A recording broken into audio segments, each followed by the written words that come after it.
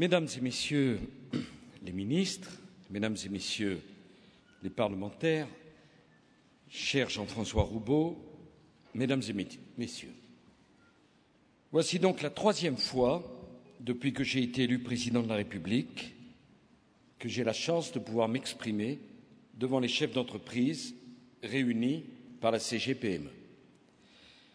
Cela témoigne de la fidélité qui me lie aux entrepreneurs de notre pays, symbole du travail et de l'esprit d'entreprise. Cela illustre l'importance que le gouvernement attache au rôle joué par les PME dans la croissance, dans la création d'emplois et l'avenir de notre pays. Cher Jean-François, merci pour votre accueil chaleureux. Et aujourd'hui, c'est surtout d'avenir dont je souhaite vous parler. Les PME constituent le cœur de notre économie. L'emploi, le dynamisme, l'innovation. Vous êtes l'économie réelle, vous ne dépendez pas des caprices des marchés, même si le marché vous intéresse. Vous êtes des travailleurs, pas des spéculateurs, et vous êtes l'un des moteurs de la reprise et de la croissance de notre pays. Quelle est la situation aujourd'hui? Nous avons traversé en 2009 la pire crise que l'économie mondiale ait connue depuis les années 30. Pour la France, la crise aurait été bien pire sans les mesures prises par le gouvernement et sans la politique de réforme lancée dès 2007. Notre pays a connu une récession de 2,6%. C'est un choc énorme, mais tous nos voisins de la zone euro ont connu une baisse de leur PIB de près de 5%, le double de la France. Le chômage a augmenté de 20% en France par rapport à mai 2007. Il a augmenté de 33% dans la zone euro. Il a plus que doublé aux États-Unis et en Espagne. La France a donc mieux résisté que les autres pays. Pendant la crise, on m'a donné beaucoup de conseils, parfois des leçons. Notre plan de relance, cher Patrick Devedjian, n'était pas assez important. Il fallait faire davantage. D'autres, les mêmes, m'ont demandé de baisser sans attendre la TVA. Ceux-là même qui dénoncent les déficits d'aujourd'hui m'ont demandé, il y a moins d'un an, la baisse généralisée de la TVA. D'autres encore m'ont demandé de nationaliser les banques, de racheter leurs actifs toxiques. Ce sont les mêmes aujourd'hui qui me disent que les déficits sont trop importants, qu'il faut sans tarder un plan de rigueur, qu'il faut augmenter les impôts, qu'on a fait des cadeaux aux banques, alors même que, comme je m'étais engagé devant vous, le plan de soutien aux banques a rapporté 2,4 milliards € aux contribuables et n'a pas coûté un sou à ce même contribuable. Il y a un moment où nous devons tous être jugés, non pas sur ce que nous avons dit ou promis, mais sur ce que nous avons fait et obtenu. J'ai essayé pendant cette période de m'en tenir au cap que nous avions fixé, poursuivre les réformes, privilégier l'avenir. Et l'avenir passe par le maintien des entreprises en France et par leur développement. Pendant la crise, ma première priorité a été de vous soutenir, de soutenir les entrepreneurs qui se battent chaque jour pour conquérir des marchés, pour se développer et pour embaucher. Je me suis battu pour que, malgré les difficultés des banques, vous puissiez bénéficier des crédits nécessaires à votre activité. Dans le cadre du plan de relance, nous avons remboursé immédiatement 16 milliards de créances fiscales, dont 40% l'ont été pour les PME. Nous avons mensualisé les remboursements de TVA Nous avons lancé 1500 chantiers. Nous avons aidé les collectivités locales à investir en leur remboursant immédiatement 2 années de FCTVA. Nous vous avons aidé à embaucher avec les mesures zéro charge TPE, mesure qui a bénéficié à 1 million de salariés. Grâce à Oseo, dont je salue ici le président François Drouin, 100 000 entreprises ont bénéficié en 2009 d'un financement total de 25 milliards d'euros.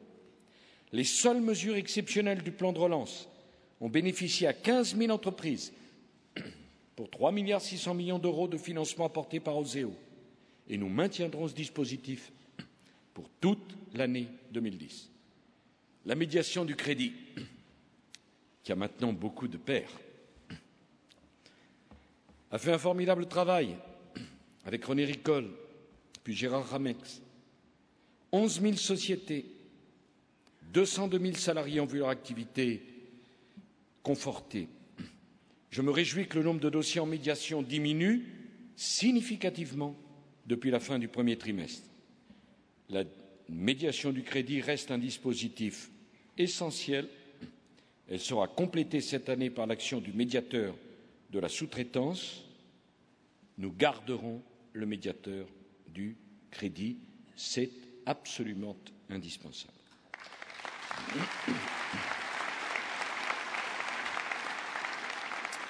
J'ai demandé aux banques de s'engager à augmenter les crédits qu'elles accordent aux PME et aux PMI. En 2010, elles se sont engagées à vous consacrer 96 milliards d'euros de crédits. Je veillerai à ce que les engagements soient tenus. Cette politique a porté ses fruits. Au dernier trimestre 2009, nous avons renoué avec une croissance positive de 0,5%. Au premier trimestre 2010, notre économie s'est remise à créer des emplois. Nous avons créé des emplois. Le climat des affaires s'améliore, la consommation résiste et la production manufacturière se redresse. Je suis conscient que la reprise est fragile, qu'il faut la conforter. Et je vois bien que la spéculation des marchés s'attaque désormais aux États. Au cours des 6 derniers mois, la zone euro a traversé la crise la plus profonde de son histoire. Nous avons assumé nos responsabilités en Europe avec nos amis allemands. J'étais hier soir en Allemagne. Mais c'est parce que nous avons mené depuis 2007 une politique responsable que nous avons pu jouer le rôle que l'Europe attendait de nous. Mais cette crise monétaire est pour nous un avertissement. Pour que notre économie connaisse une reprise durable, nous devons concilier le soutien à la croissance et le rétablissement des comptes publics. C'est à ce seul résultat, le soutien à la croissance et le rétablissement des comptes, que nous pourrons relever les défis de l'avenir. Depuis 2007, notre obsession a consisté à regagner la compétitivité mise à mal par les 35 heures. On avait expliqué aux Français que l'on pourrait maintenir notre croissance en travaillant moins. Illusion que la France a payé cher, les pertes de compétitivité de l'entreprise France par rapport à ses concurrents européens sont datées du début des années 2000 et correspondent très exactement à la mise en place irresponsable des 35 heures. J'ai décidé de revaloriser le travail. Nous avons exonéré les charges pour les heures supplémentaires, libéré le travail du dimanche, eu une conception responsable du SMIC. J'ai refusé, et ce ne fut pas facile, les coups de pouce au SMIC, aussi démagogiques que dramatiques pour vos entreprises. Je suis convaincu que les évolutions salariales doivent être déterminées au niveau de la branche et de l'entreprise par des négociations entre partenaires sociaux. J'ai donc mis en place une commission qui recommande de manière indépendante l'évolution du SMIC, qui ne doit pas tenir compte de la perspective des élections, comme en France, il y a chaque année des élections, il y avait chaque année un coup de pouce qui éloignait du monde du travail ceux de nos compatriotes qui sont les moins formés et vous empêchait d'embaucher alors que vous vouliez faire une place aux travailleurs les moins formés dans vos entreprises. Nous avons également mis fin à cette exception française, qui est la durée inacceptable des délais de paiement, qui pénalisait le plus petit, c'est-à-dire les PME et les TPE. Grâce à l'action et à la détermination d'Hervé Novelli, aujourd'hui, c'est fait. Je m'étais engagé une politique fiscale favorable à la création de richesses, à l'investissement, à la création d'emplois. À Lyon, en 2007, je vous avais promis la suppression de l'impôt forfaitaire annuel. Promesse tenue. Alors que je sais bien qu'à Lyon, quand je l'ai promis, une moitié de la salle a applaudi, l'autre a souri, en disant « Nous attendons de voir pour applaudir ». Eh bien, maintenant, vous pouvez applaudir.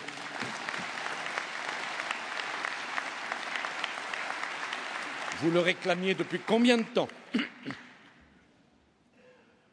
Et vous avez été promis depuis combien de temps dans tous les programmes électoraux? Je remercie tous ceux qui m'ont permis de tenir la promesse qui vous avait été faite. Nous avons mis en place les outils pour renforcer la compétitivité de vos PME, la suppression de la taxe professionnelle. Depuis 20 ans, chacun s'accordait à dire qu'elle pesait sur nos entreprises. Je m'étais engagé à la supprimer, c'est fait, en régime de croisière, cher Jean-François Roubaud. Non, mais vous devez comprendre, avec les problèmes de déficit et de dette que nous avons, en régime de croisière, c'est 6 milliards 300 millions d'euros de prélèvements en moins sur les entreprises. C'est 12 milliards de prélèvements fiscaux sur la seule année 2010 en moins. Et pour les PME, en deçà d'un chiffre d'affaires de 2 millions d'euros, la réduction d'impôt sera de l'ordre de 50% en moyenne. Ce ne fut pas un choix facile à assumer, mais c'est le choix de la compétitivité. Le crédit impôt recherche, nous l'avons triplé. Parmi les nouveaux adhérents au dispositif, les 2/3 sont des PME indépendantes. J'ai décidé de pérenniser le remboursement immédiat des créances de crédit d'impôt recherche pour les PME. Alors certains parmi vous considèrent qu'il faudrait réviser le crédit impôt recherche pour qu'il profite moins aux grandes entreprises et plus aux PME. Je vais vous dire une chose, c'est une maladie française que de modifier sans cesse les dispositifs fiscaux. Un peu de stabilité, un peu de durabilité, surtout au moment où, grâce au crédit impôt recherche, de nouveau, des grandes entreprises installent des centres de recherche en France, je veux dire des grandes entreprises étrangères. Le dispositif ISF-PME, plus de 1 milliard d'euros sont venus renforcer les fonds propres de vos entreprises. Je souhaite que nous améliorions son efficacité. Nous ne pouvons pas accepter que les contribuables paient parfois aux intermédiaires des commissions si importantes qu'elles vont jusqu'à annuler tout avantage fiscal. J'ai demandé à Christine Lagarde d'apporter les modifications nécessaires au dispositif pour les supprimer. C'est fantastique en France. On a une idée. Une partie de l'argent de l'ISF doit aller aux PME, aux entreprises. On le fait voter au Parlement et je remercie les parlementaires.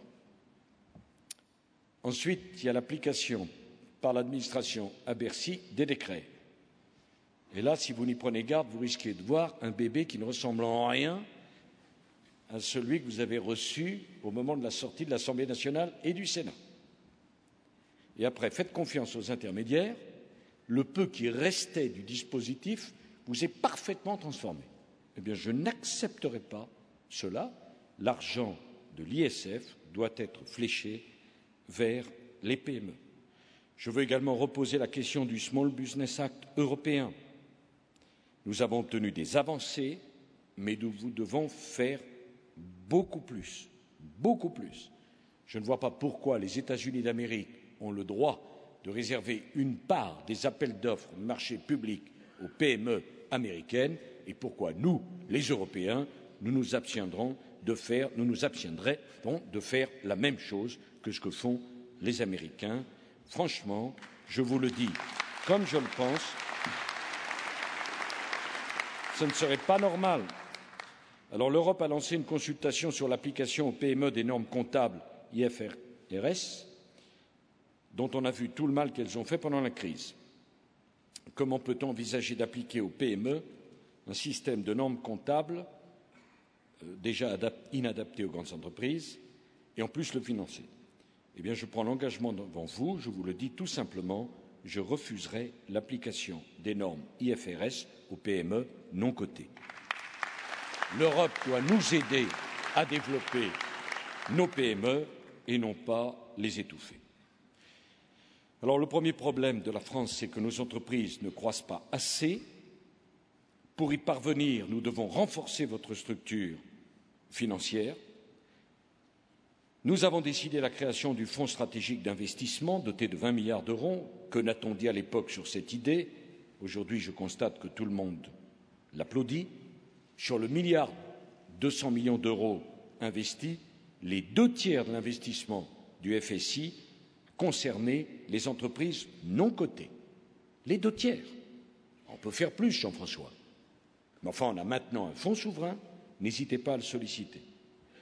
En 2009, je vous avais annoncé la mobilisation de 2 milliards d'euros pour renforcer la structure financière de nos PME et nos ETI. Pour les PME et les ETI, Oseo a créé les contrats de développement participatif pour lesquels nous avons mobilisé 1 milliard d'euros. Ça fonctionne. J'ai souhaité qu'on puisse vous accompagner pour renforcer votre compétitivité. Nous avons mis en place un fonds d'amorçage de 400 millions d'euros pour soutenir la création de PME innovantes. Et dans les tout prochains jours, les PME vont pouvoir déposer leur dossier pour bénéficier de 2 dispositifs de soutien financier à l'investissement découlant, cher Christian Estrosi, des États généraux de l'industrie, les prêts verts et l'aide à la réindustrialisation, 500 millions d'un côté, 200 millions de l'autre. Nous voulons aider les PME à avoir recours au marché des capitaux. Madame Lagarde a pris une série d'initiatives importantes pour faciliter la cotation des PME. Nous voulons une fiscalité allégée, des fonds propres plus abondants, un cadre législatif favorable au travail et aux entrepreneurs. Les conditions de votre développement sont aujourd'hui en place. D'ailleurs, si Jean-François Roubaud a voulu faire un discours court, c'est bien sûr pour m'être agréable, parce qu'il sait que j'ai une sacrée journée, mais c'est parce qu'il a vu le carnet de commandes de la CGPME singulièrement se réduire après 3 années des gouvernements que j'ai nommés. Alors je sais bien qu'il y a la crise, mais je vais vous dire une chose, on s'est engagé comme aucun gouvernement ne s'est engagé au service des entreprises dans les 3 dernières années. C'est tout simplement parce qu'on croit que tout le cœur de notre économie, c'est vous. Je souhaite qu'on vous aide à gagner des parts de marché à l'étranger.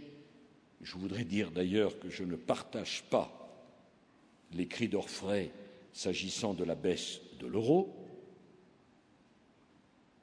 La baisse de l'euro rend nos produits plus compétitifs et je ne vois vraiment pas pourquoi on ferait le cadeau à nos concurrents d'avoir une monnaie, la seule dans le monde, qui rende moins compétitifs les produits de nos entrepreneurs.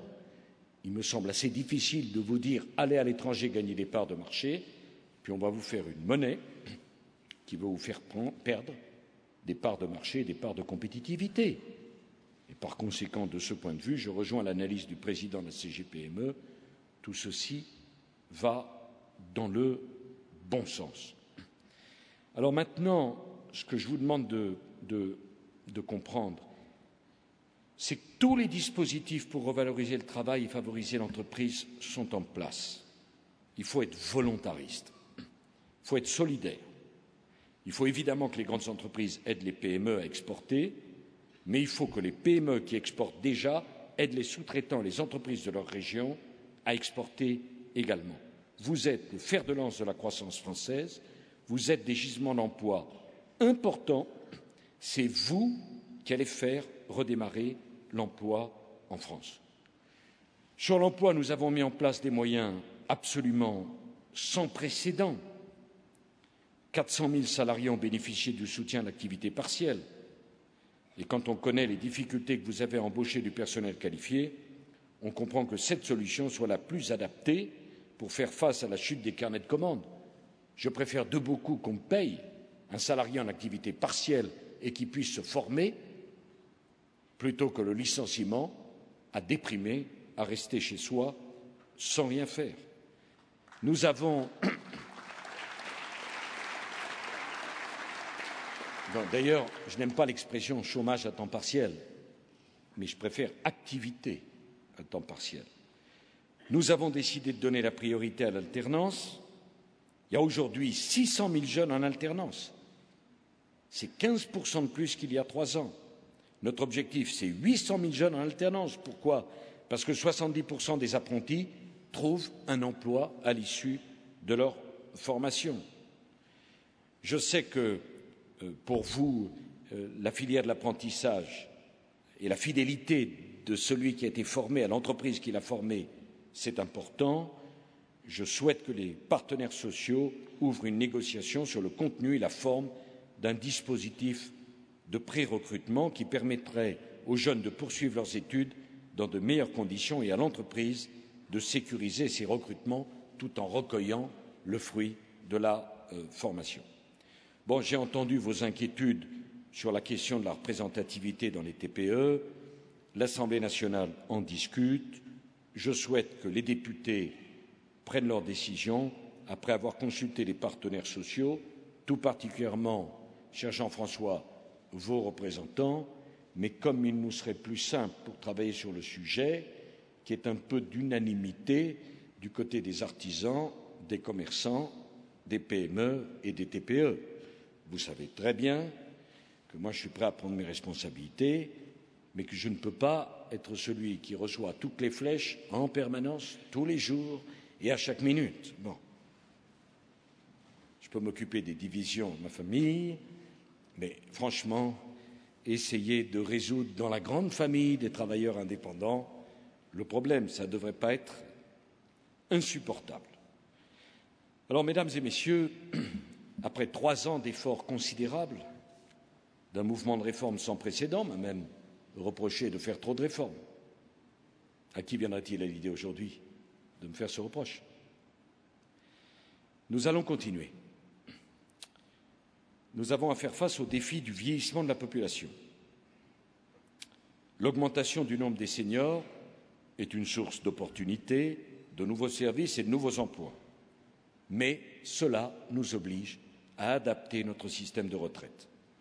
C'est une question qui intéresse chacun d'entre nous, qui est au fondement de notre pacte social, car elle touche à la solidarité entre les générations, à notre cohésion sociale et à la place des aînés dans notre société. Dans un régime par répartition comme le nôtre, où les cotisations des actifs servent à financer les pensions des actuels retraités, il faut maintenir un équilibre. Équilibre entre le temps passé au travail et le temps passé à la retraite. Équilibre entre le nombre de personnes qui travaillent et le nombre de personnes à la retraite. Cet équilibre est menacé. Tout le monde le reconnaît. Il y avait 4 actifs pour un retraité en 1960, 4 actifs pour un retraité en 1960. Il y en a moins de 2 en 2010. Et il y en aura 1,5 dans 10 ans. Comment voulez-vous que le système fonctionne? Dire cela, ce n'est blesser personne. C'est regarder la situation telle qu'elle est. La question qui nous est posée est simple. Depuis 1950, nous avons gagné 15 années d'espérance de vie. Le statu quo est-il possible? La réponse est bien évidemment non.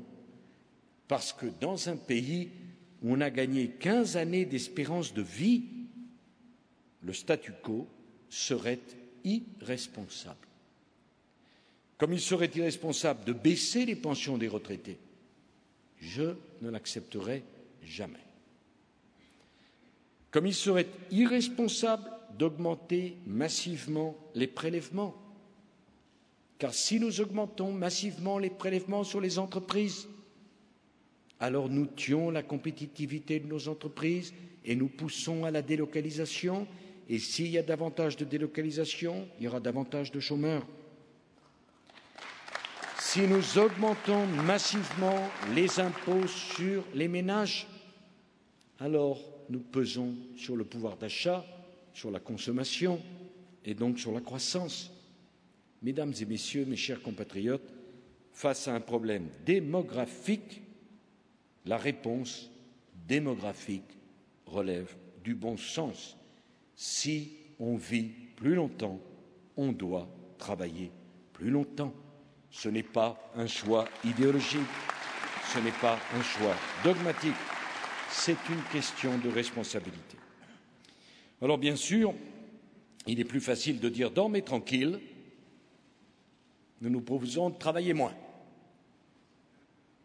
Travaillez pas le dimanche, travaillez moins dans la journée, travaillez moins dans la semaine, travaillez moins dans le mois, travaillez moins dans l'année, travaillez moins dans votre vie. C'est plus facile, mais ça serait un mensonge. Partout ailleurs dans le monde, les gouvernements, qu'ils soient de droite ou de gauche, ont choisi d'augmenter la durée d'activité. Il n'y a pas d'exception, mes chers compatriotes, partout dans le monde, qu'on soit à gauche ou à droite, la solution, c'est l'augmentation de la durée d'activité. Il n'y a aucune exception. Le gouvernement va donc proposer de relever l'âge légal de départ à la retraite. Il est déterminé à le faire et à le faire de manière juste. Je voudrais préciser qu'il est juste, comme vous me l'avez demandé, que la réforme s'applique à tous, salariés du privé ou agents du public. La justice, c'est que la réforme s'applique à tous. Il est juste que la réforme soit progressive. Les règles ne changeront pas du jour au lendemain. Il n'est pas question de dire à quelqu'un qui s'apprête à prendre sa retraite qu'il doit bouleverser ses projets. Mais le rendez-vous ne doit pas être trop éloigné. Nous ne pouvons plus tirer de traite sur l'avenir. Il est juste de tenir compte de la situation des travailleurs qui ont une vie plus dure que les autres. Je pense à ceux qui ont commencé très jeunes. Je pense à ceux qui ont travaillé plus longtemps que les autres. Je pense à ceux qui ont connu des situations de pénibilité et qui sont en droit d'attendre que celles-ci soient reconnues. Eh bien, c'est animé par ce souci de justice et d'équité qu'avec le Premier ministre, je recevrai tout à l'heure, après notre rendez-vous, Éric Woerth, pour rendre mes derniers arbitrages sur cette réforme. Le projet du gouvernement sera ensuite rendu public demain matin. Il sera soumis à une nouvelle étape d'échange avec les partenaires sociaux. Je souhaite qu'il puisse être présenté au Conseil des ministres le 13 juillet et examiné par le Parlement dès le début du mois de septembre. La France ne peut pas attendre des solutions qui ont été différées trop longtemps.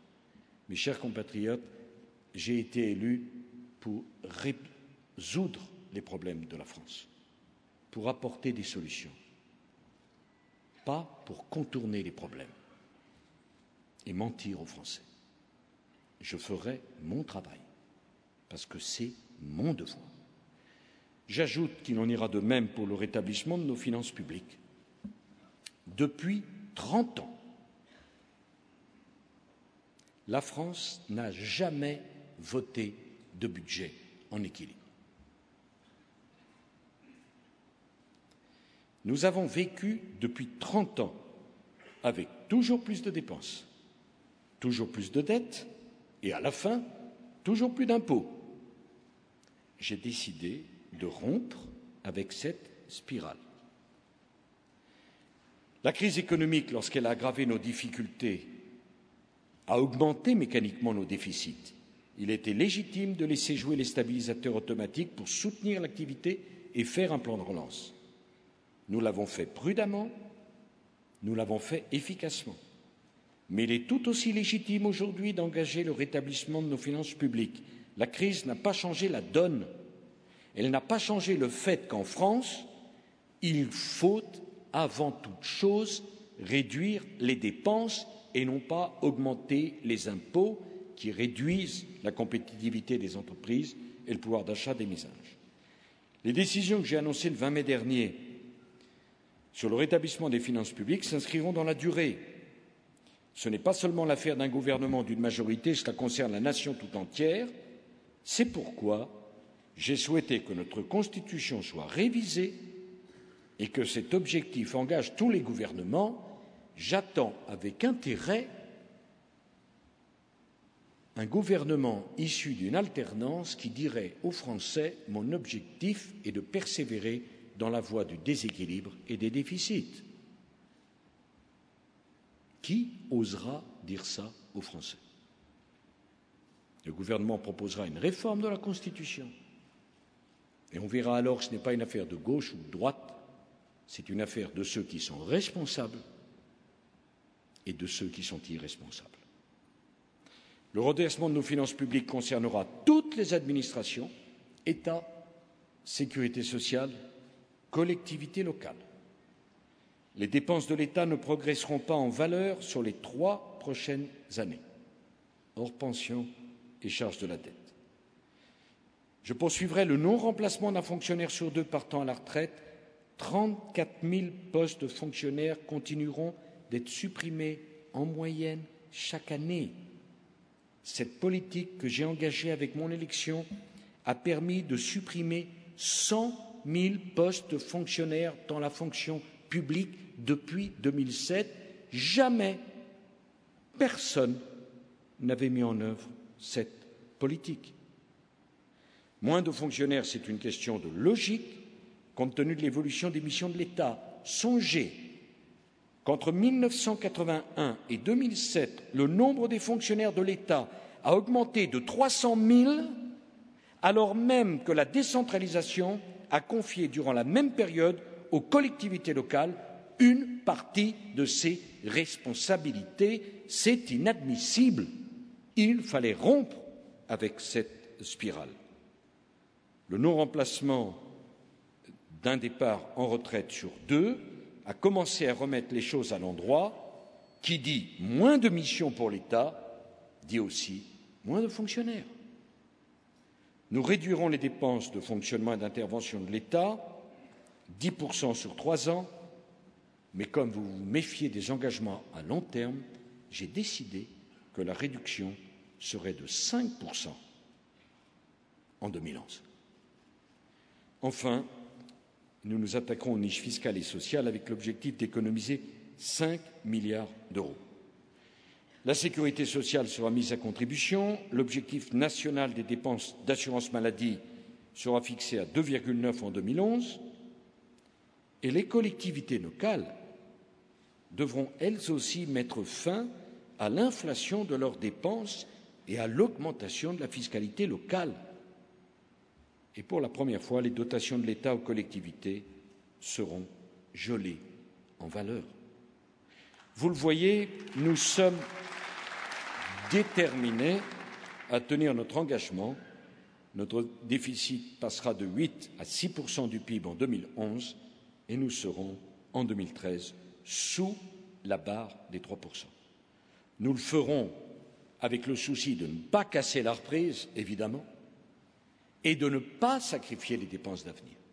Car le problème de la France, c'est que non seulement on a trop dépensé, mais que dans la dépense, on a systématiquement fait le choix de sacrifier l'investissement pour préserver la dépense de fonctionnement.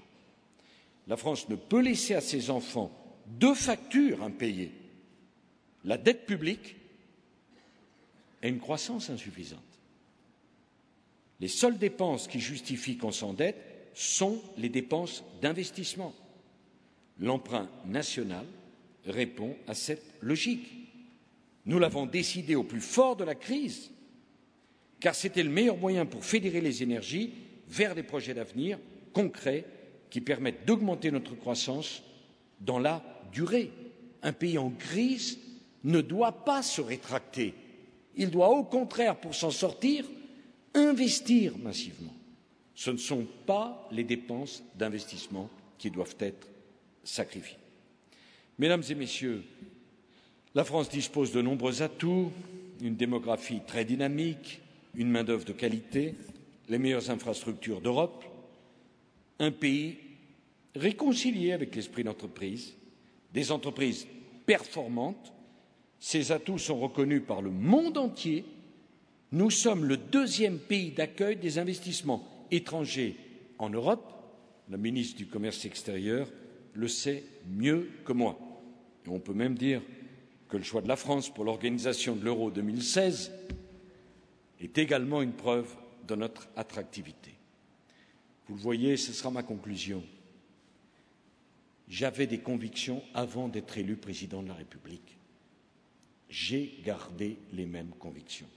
Je crois au travail, je crois à l'esprit d'entreprise, je crois à l'innovation, je crois à la modernisation de notre économie. Je pense que nous ne pouvons compter que sur nous-mêmes, sur notre intelligence, sur l'amour que nous avons pour notre métier les uns et les autres, et qu'il fallait libérer les énergies en France. Je veux être honnête avec vous, même sans la crise, j'aurais mis en œuvre le même programme de réforme.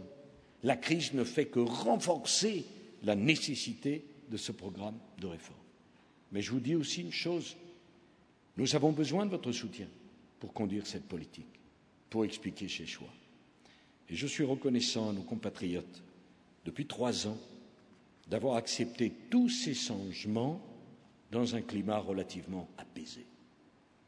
Qui aurait pu dire qu'on aurait pu remettre en cause les 35 heures, faire l'autonomie des universités, organiser un service minimum dans les services publics, les jours de grève, permettre le travail le dimanche, créer une nouvelle peine pour les multirécidivistes, engager la suppression de la taxe professionnelle, modifier le statut des dockers dans les ports, modifier le statut de la Poste, modifier le fret SNCF, engager tout ce que nous avons engagé sans que la France ne se bloque. Et dans les choix que j'ai à faire, je dois penser à l'intérêt général qui consiste à aller aussi loin qu'il est possible dans les réformes pour moderniser notre pays et préparer l'avenir, et en même temps préserver l'acceptabilité sociale pour que chacun se sente représenté, que personne ne se sente humilié et que chacun comprenne que la voie que nous choisissons, c'est la voie de la raison et c'est la voie de l'avenir. Il n'y a pas un grand livre qui vous explique où se trouve le juste équilibre, mais il y a le bon sens des Français. Et c'est à eux que je m'adresse aujourd'hui, à travers vous. Le chemin des réformes que nous avons choisi, il n'y en a pas d'autre pour préserver l'avenir, pour le préparer, pour vous-même et pour vos enfants. Je vous remercie.